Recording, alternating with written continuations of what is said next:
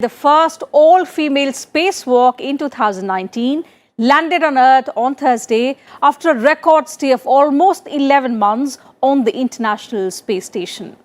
She landed in Kazakhstan after 328 days in space, along with Luka Parmitano of the European Space Agency and Alexander Skvortsov of the Russian Space Agency. Koch's 328 days in space eclipsed Peggy Whitson's record for an American woman on a single space flight at 289 days. The mission is expected to yield new insights into deep space travel, providing researchers valuable data on how weightlessness and space radiation affect the female body on long space flights. Especially her medical data will be valuable to NASA scientists as the agency draws up plans for a long-duration manned mission to Mars. So on this edition of In Depth, we tell you all about Christina Koch's record-setting mission and how will her 328-day stay on the International Space Station help in various future missions. Besides, we'll also talk about Indian women in space.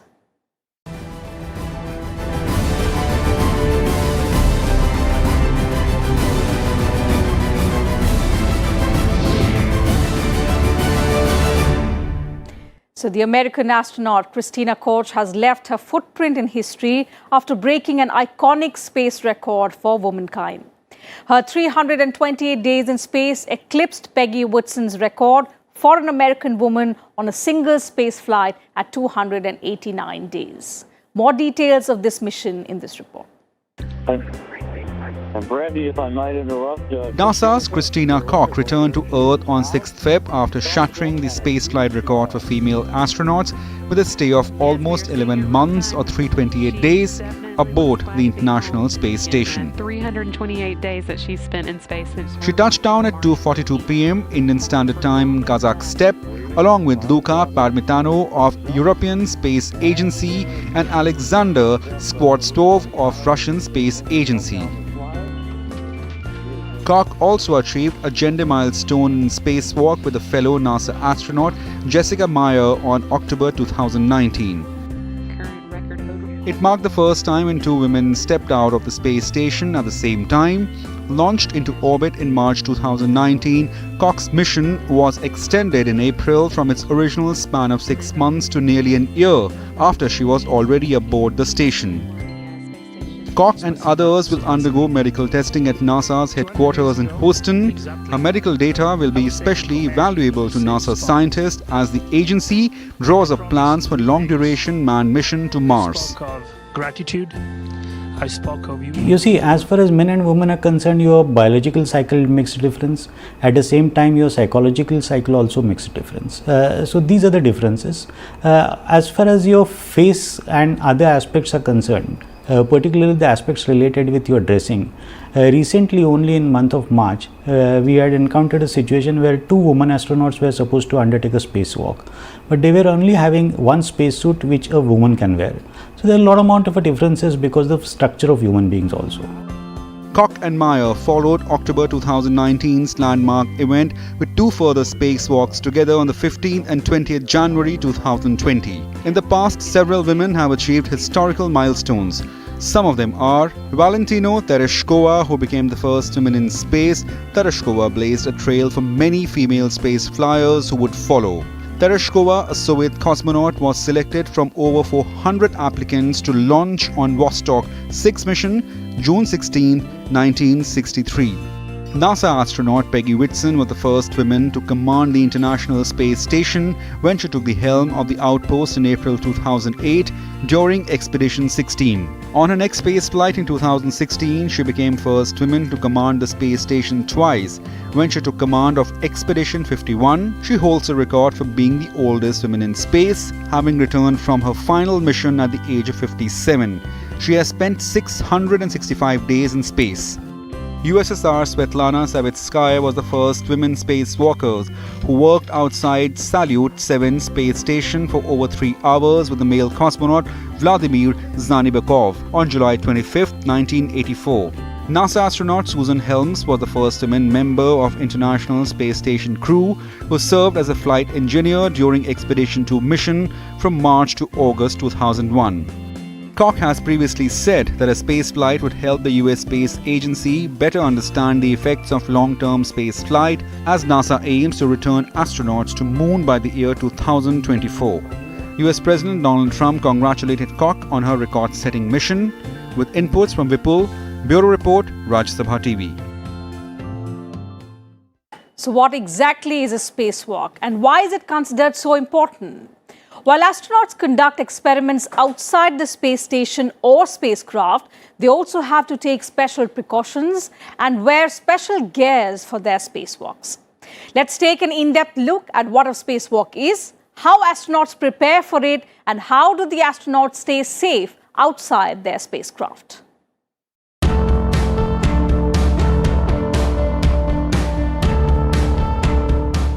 Anytime an astronaut gets out of a vehicle while in space, it is called a spacewalk, also known as an EVA or extravehicular activity.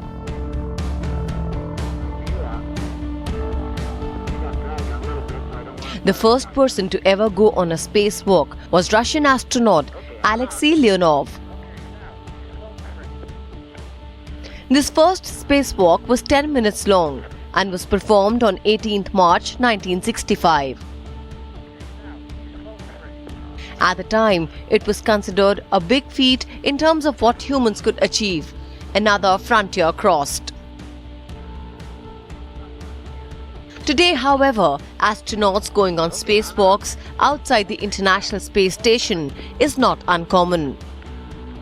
Nowadays, the spacewalks are also much longer, usually lasting between 5 and 8 hours, depending on the job.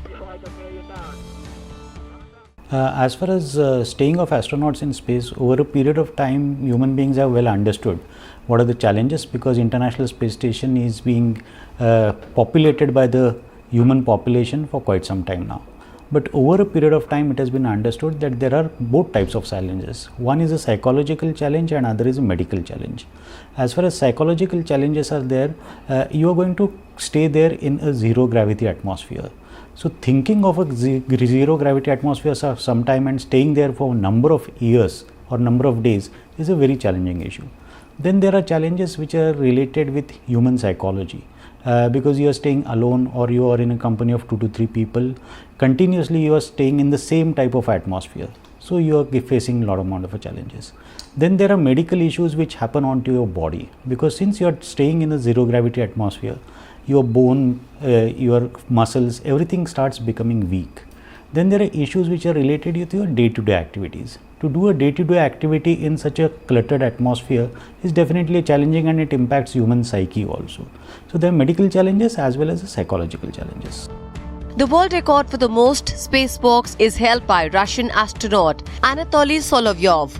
He has been on 16 spacewalks and spent more than 82 hours outside in space. That's almost 3.5 days of walking in space. Astronauts go on spacewalks for many reasons. Spacewalks let astronauts work outside their spacecraft while still in space and lets them conduct science experiments in space, allowing scientists to learn how being in space affects different things. Spacewalks also let astronauts test new equipment. They can repair satellites or spacecraft that are in space. When astronauts go on spacewalks, they wear spacesuits to keep themselves safe. These spacesuits are fully equipped with all that an astronaut might need, including oxygen and water. Before going on a spacewalk, astronauts must prepare by putting on their spacesuits several hours before the spacewalk. The suits are then pressurized, meaning they are filled up with oxygen.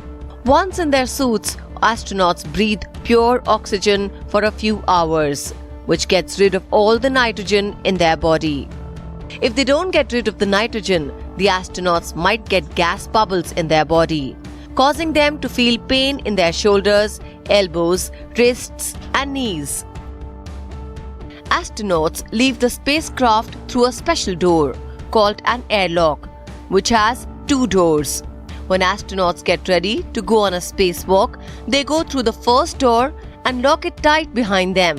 They can then open the second door without any air getting out of the spacecraft. After a spacewalk, astronauts go back inside through the airlock. Astronauts stay safe during spacewalks by wearing a safer or simplified aid for EVA rescue. Safer is worn like a backpack. It uses small jet thrusters to let an astronaut move around in space. If an astronaut were to become untethered and float away, Safer would help him or her fly back to the spacecraft. Astronauts control Safer with a small joystick, like on a video game. Bureau Report, Rajya Sabha TV. And with that, time for a short break here on the program. But when we return, we'll talk about Indian women in space. Do stay with us.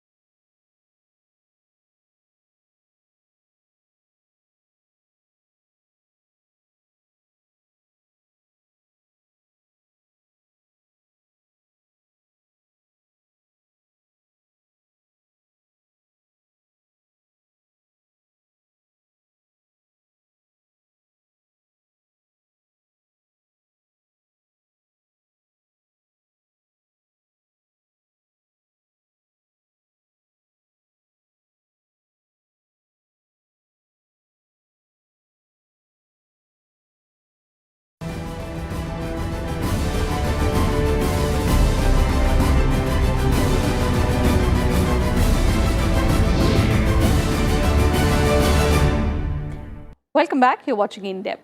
Women space travelers are a very small group of people. Till date, of the total 565 total space travelers, only 65 have been women. 2 of them have links to India. While Kalpana Chawla was born in India and immigrated to the US in 1980, Sunita Williams has an Indian-born father. Her paternal family is from Julasan in the Mehsana district of Gujarat. Let's know more about these 2 women in our next report.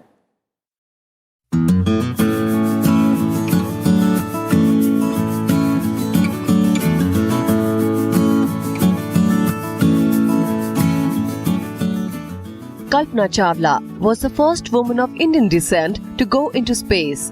She was also one of the 7 members on the ill-fated NASA Space Shuttle Columbia that disintegrated upon atmospheric entry, killing all 7 in 2003. Born in Karnal, India on 1st July 1961, Chawla was the youngest of 4 children. She obtained a degree in aeronautical engineering from Punjab Engineering College before immigrating to the United States and becoming a naturalized citizen in the 1980s. In 1988, she earned a doctorate in aerospace engineering from the University of Colorado and started working with NASA. Her first opportunity to fly in space came in November 1997 aboard the Space Shuttle Columbia on flight STS-87. The shuttle made 252 orbits of the Earth in just over 2 weeks. It carried out a number of experiments. Chawla deployed the Spartan satellite from the shuttle that studied the outer layer of the Sun. In 2000, Chawla was selected for her second voyage into space as a mission specialist on STS-107. The mission was delayed several times. It finally launched in 2003. Over the course of the 16-day flight, the crew completed 80 experiments. On the morning of February 1, 2003, the space shuttle returned to Earth. It was to have landed at Kennedy Space Center. During the launch, a briefcase-sized piece of insulation had broken off. It damaged the thermal protection system of the shuttle's wing, the shield that protects it from heat during re-entry. As the shuttle passed through the atmosphere, hot gas streaming into the wing caused it to break up. Less than a minute before the ship depressurized, the shuttle broke up over Texas, killing all the crew. The accident was the second major disaster for the Space Shuttle program.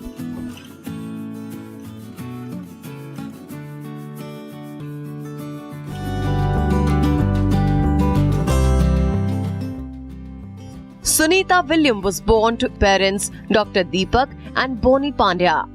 She holds the record of the longest space flight by a woman.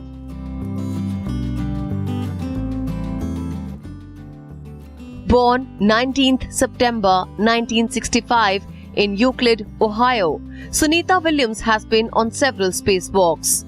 In August 2007, she became the first person to run a marathon in space. Sunita was selected as an astronaut by NASA in June 1998. She also worked in Moscow with the Russian Space Agency on the Russian contribution to the space station and with the first expedition crew.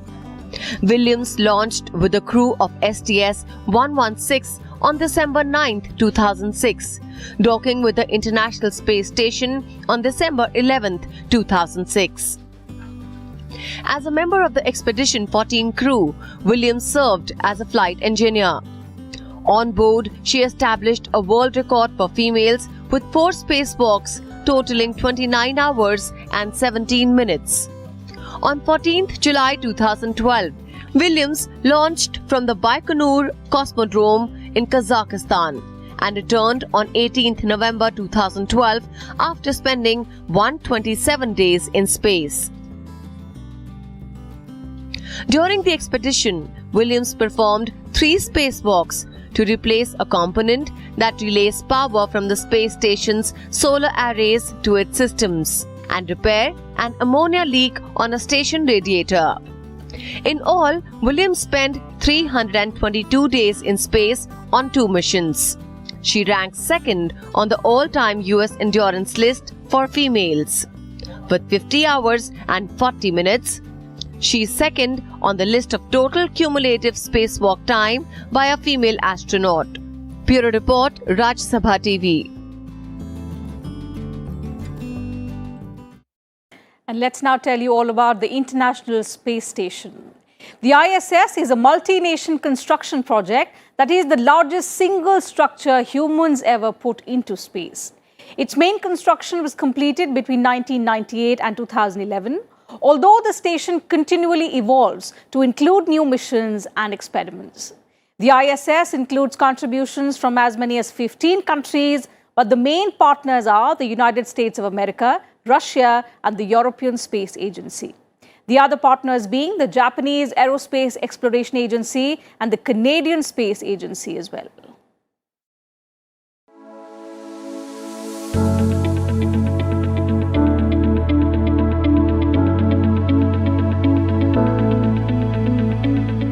The International Space Station is a large spacecraft that orbits Earth.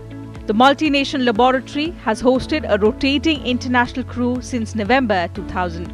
It is also the largest single structure put into space by humans. As of January 2018, 230 individuals from 18 countries have visited the International Space Station. The United States and Russia are top participating countries. Since 2nd November 2000, astronauts of different countries have occupied the International Space Station continuously. The first piece of International Space Station was launched in 1998 by a Russian rocket. In the following years, more pieces were added. 2 years later, the station was ready for astronauts. On 2nd November 2000, the first crew arrived at the space station. NASA and its partners completed the construction of the International Space Station in 2011. The space station is made of several parts called modules. The first modules had parts needed to make the space station work.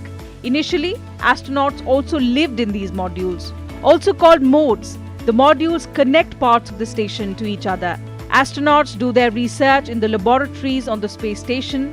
On the sides of the space station are solar arrays. These arrays collect energy from the sun. They turn sunlight into electricity. On the outside, robot arms are attached which help to build the space station. These arms can also move astronauts around outside and control science experiments. Airlocks on the space station are like doors. Astronauts use them to go outside on spacewalks. Docking ports on the space station are also like doors. These ports allow visiting spacecraft to connect to the space station. New crews and visitors enter the station through these docking ports. Astronauts fly to the space station on the Russian Soyuz. The crew members use the ports to move supplies onto the space station. The International Space Station is almost like a house with 5 bedrooms. It has 2 bathrooms, a gymnasium and a big bay window. 6 people can live in it. As far as India's future in space, I feel that now we are progressing very rapidly. Already India's astronauts who have been actually selected to go as an astronaut to India's Gaganyaan mission must have reached Russia, and they must be undergoing a various rigorous training. These are the 4 Air Force officers who have been specially shortlisted after doing a lot amount of checks and balances.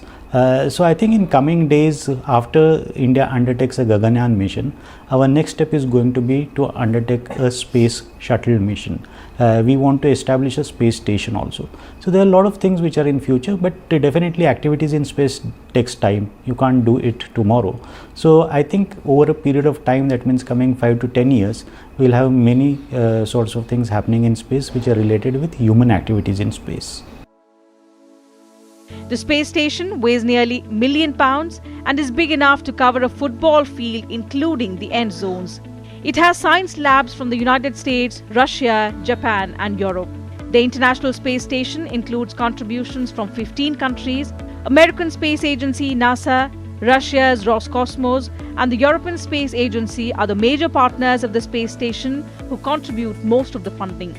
The other partners are the Japanese Aerospace Exploration Agency and the Canadian Space Agency. Astronaut time and research time on the space station is allocated to space agencies according to the money or resources like modules or robotics that they contribute. International Space Station is a space platform. If you can think of a Volvo bus, something like 4 or 5 Volvo bus attached to each other, that's a kind of size that it has. It's around 500 kilometers above Earth, and it's going around Earth in an orbit, which is taking roughly about 90 minutes to make one orbit. From about 2001 till now, there have been always 3 people inside the space station. So it's permanently manned and womened by people for almost 20 years now. The space station flies at an average altitude of 248 miles or 400 kilometers above Earth. It circles the globe every 90 minutes at about 17,500 minutes per hour or 28,000 kilometers per hour. In a day, the station travels about the distance it would take to go from Earth to the Moon and back. Astronauts working on the space station experience 16 sunrises and sunsets each day. For instance, how humans survive in zero gravity. When you go in a satellite, you just return after 90 minutes or so. You don't know exactly how it affects. But when you stay on the International Space Station for months together, in fact, some the astronauts have spent 1 year, more than 12 months on the space station, and then you can study their physiology after they return to Earth, how they have changed, how they have been affected. Because in zero gravity, our bones become weaker, our length becomes less, all kinds of changes occur. So this kind of study is not possible on Earth. So the space station, it offers a platform to do different kind of physiological and scientific experiments by international community. The space station appears as a bright moving light across the night sky. It can be seen from Earth without a telescope by night sky observers. The International Space Station will be operated through at least 2024, with partners discussing a possible extension until 2028. Thereafter, plans for the space station are not clearly laid out. It could either be deorbited or recycled for future space stations in orbit. Bureau Report, Rajya Sabha TV.